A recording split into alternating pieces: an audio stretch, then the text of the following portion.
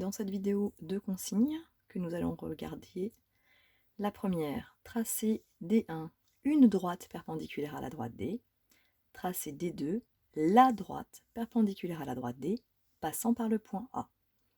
Alors déjà une différence ici, une droite laisse penser que nous aurons le choix, nous pourrons avoir plusieurs possibilités pour la tracer, alors que la droite nous indique qu'il n'y aura qu'une manière de faire.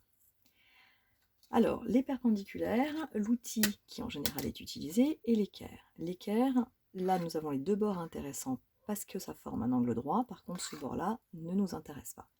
Je pose mon équerre sur la droite à laquelle je veux tracer une perpendiculaire, et quand je l'aplatis, l'autre côté forme l'angle droit. Sauf que déjà on voit un petit problème, c'est que quand je vais tracer, pour prolonger je ne pourrai pas. Donc une première astuce consiste à prendre une règle, poser la règle, et puis retirer l'équerre. Donc j'avais plusieurs solutions, j'aurais très bien pu mettre l'équerre un petit peu plus ici. Je colle ma règle qui forme un angle droit, je mets, je remets, on voit qu'elle forme un angle droit avec la droite D, et je peux tracer une perpendiculaire.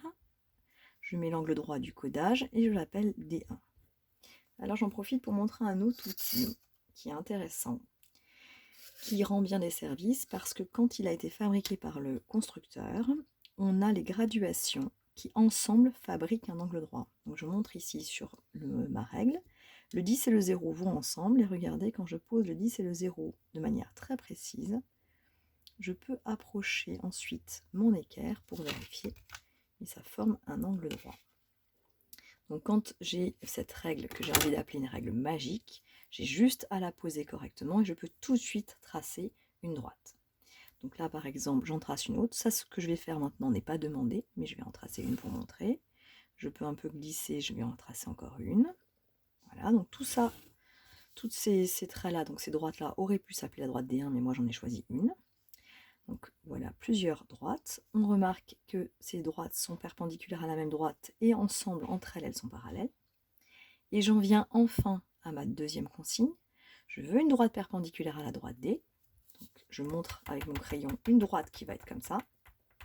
Mais attention, elle doit passer par le point A. Donc ce n'est pas n'importe laquelle, c'est celle qui va passer par le point A. Donc là, je l'ai montré, matérialisé avec mon crayon. Maintenant, je vais faire le tracé exact.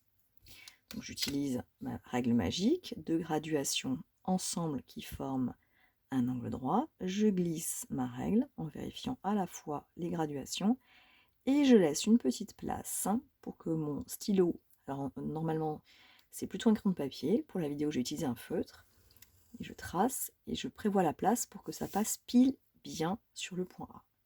Et je n'oublie pas de nommer ma droite.